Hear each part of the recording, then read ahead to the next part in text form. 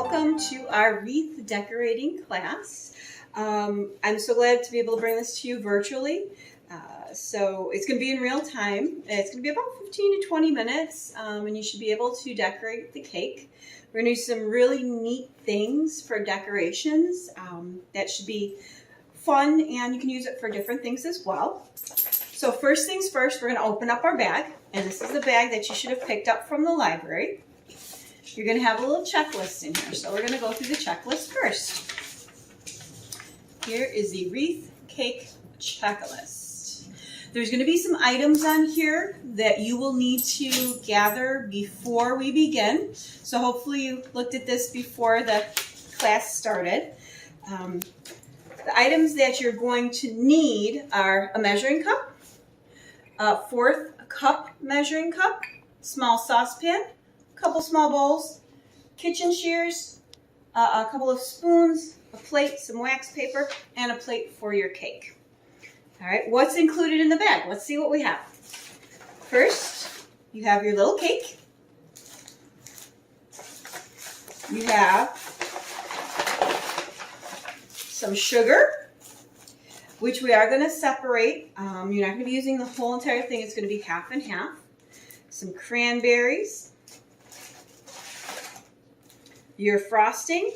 Now, if you notice, I'm going to take this out and show you. Your frosting actually is in the bag already, ready for you, and it has a tip.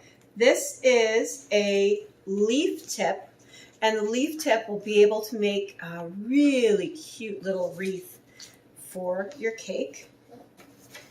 All right, we have these lovely chocolate marshmallows. We're going to make these into pine cones. It's going to be really interesting. We have a fruit by the foot. This is great for a ribbon for our wreath. It's going to be really fun. This is some melting chocolate. We are going to decorate our wreath with this, and our little pine cones that we're going to make. And some decorative sugar. Do not mix these two up. All right. First things first, on our wreath checklist, on this paper, you will see there is a recipe for sugared cranberry decorations. So we're going to start those first. They need some time to dry. So what we're going to do first is we're going to take our saucepan and we are going to measure out half the sugar. So 1/4 cup, because you have a half a cup of sugar in here. So you're going to do 1/2 of this. And we're going to put this in the small saucepan. And I'm going to get a 1/4 of a cup of water as well. Okay.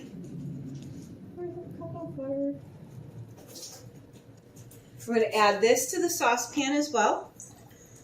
And we're going to put this on the stove and we're going to get this to boiling.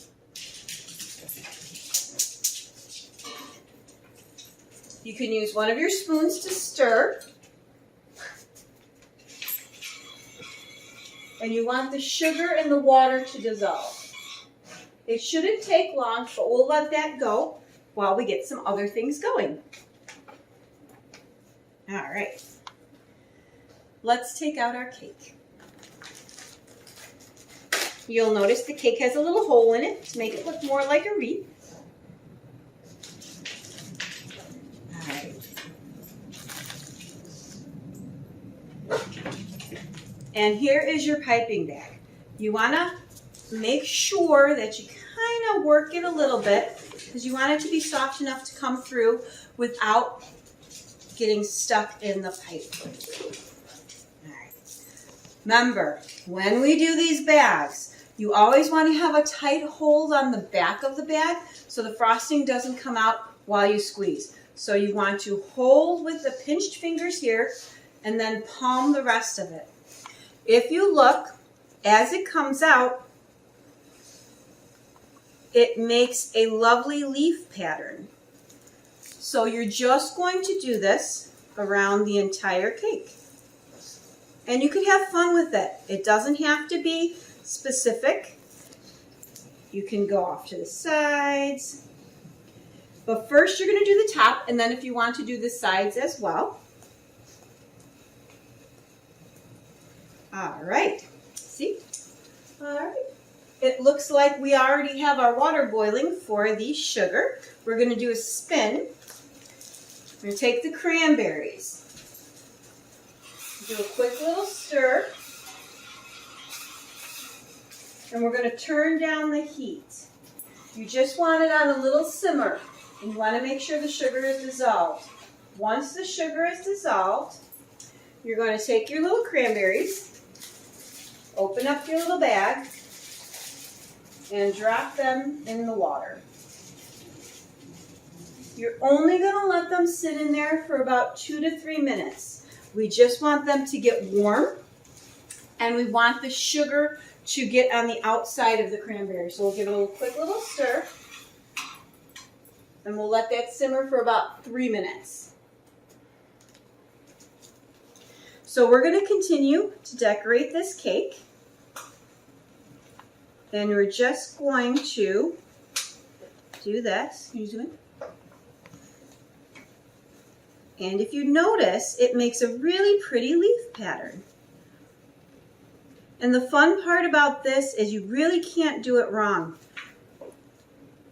Remember to always squeeze the rest of the tube so that you have the frosting going in the right directions.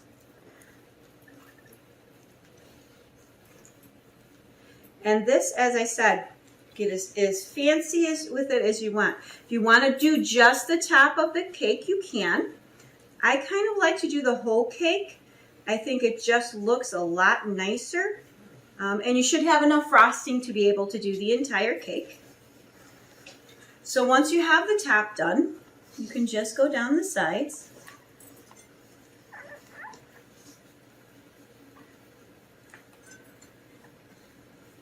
And it's not extremely hard. And if you wanted, you could always get a different color, green, maybe mix it with a little white. So you could have a dual color. It's always a good option too. And as you see, it's really easy to fill in. Can't really make mistakes. And we're just going to continue around the cake. And we're almost done. Just a little bit more on the side. And this frosting is a shelf-stable buttercream, so it can sit out. It does not need to be refrigerated, and it stays soft. So when you're going to put on the rest of the decorations, it will be easy for them to stick on. And see how that looks now? Now we get to decorate it and make it even prettier. All right. The sugared cranberries should be good. What we're going to do now is we're going to take them out of the boiling water and put them on a plate with some wax paper, and we're going to do them to dry.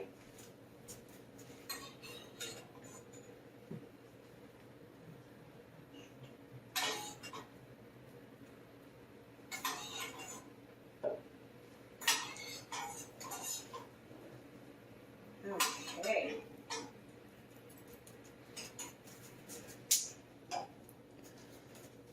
We're going to let them dry a little bit.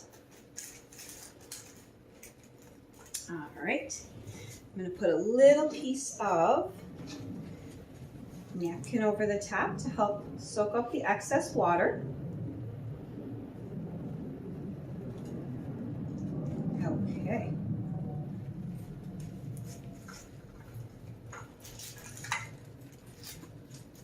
Do one more time. All right.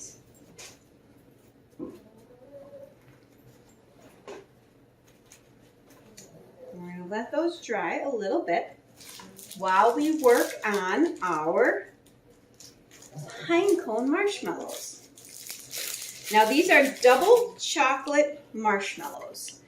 So these are super chocolatey. Take your kitchen shears and we're going to cut them lengthways in half.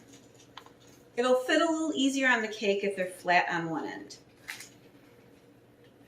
So what you're going to do is you're going to make cuts on the bottom, vertical, and then a line of horizontal, and then another line of vertical. I'll show you. Just little snips. And the marshmallow is really pliable, so you're going to be able to definitely shape this into the cutest little pine cone.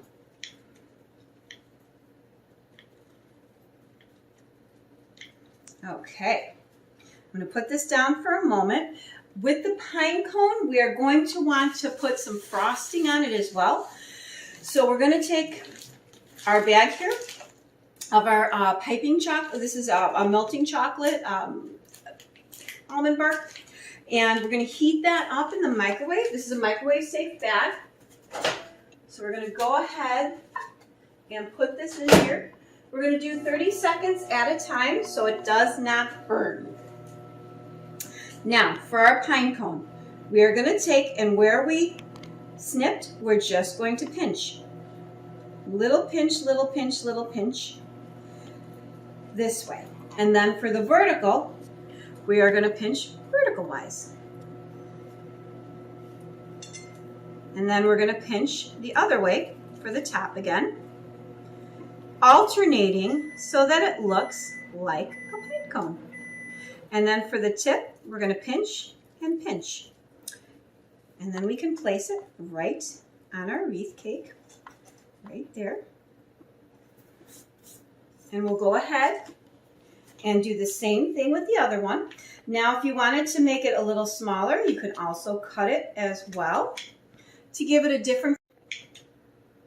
But we're going to do the same thing with the vertical cuts and the horizontal cuts. But you can get very creative with this and pinch and shape as you like. I gave you 2, so you can do as many as you like. So I'm just going to kind of combine it right there. Perfect. Let's check that melting chocolate. We're going to put that on for another minute. Okay, we're going to check on the chocolate. And it looks to be melted very nicely. We're just going to kind of work it with our hands. It's still residually warm, so we're just going to kind of work at it. We don't want to overheat it. If you burn it, it does not taste good, and it does not come out of the tube easily. All right, so now let's check those cranberries. All right. We are going to take the rest of the sugar that we had and pour it in one of our little bowls. And we're going to take these cranberries and we're going to drop them in the sugar. And these are going to be the cutest decoration for your cake. And we're just going to swirl them around. Now, if you wanted to add a little orange zest to this, you could. If you wanted to flavor it a little bit more. All right. Perfect. All right. Now, we're going to let them sit in the sugar and soak up a little bit more of the sugar. I'm going to use my piping bag, and I'm going to cut just a little tiny top. Because what we're going to do is we're going to frost our pine cones. So we're going to do a little bit of frosting on the edges, just like those beautiful frosted pine cones with the snow outside. And there's no way to do this wrong. You're just doing it as you see. And there we go. Perfect. See how cute that looks? All right. Now, let's take these beautiful cranberries that we did, and we can place them around our wreath.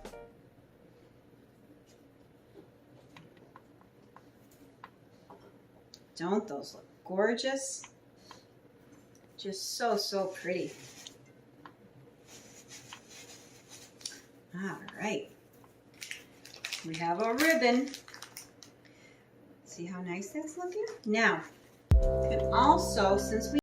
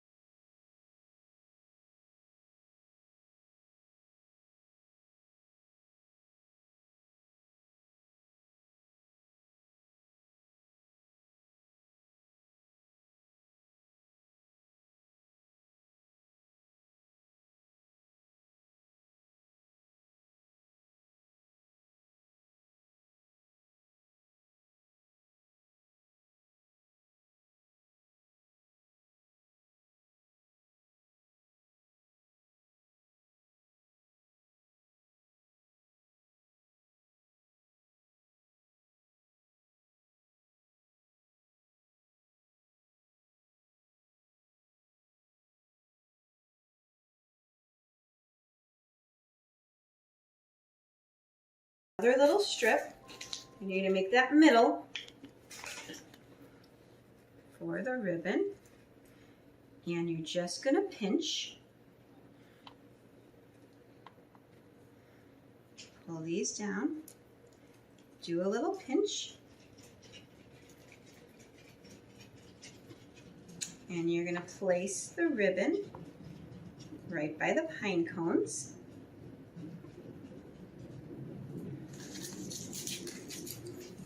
And then last but not least, you have your beautiful crystal sugar. I'm just going to pour it a little bit in your hands. And then you're just going to sprinkle your sugar. I wanted to do a little extra, little white here and there to make little frostings on the wreath. And a little extra piping by the ribbon. And there you have it, a beautiful little Christmas wreath for your table with delicious candied cranberries. I hope you enjoyed it. I hope you had fun, and have a wonderful holiday, everyone. Thank you. Here's another beautiful picture of the little wreath cake that we have done.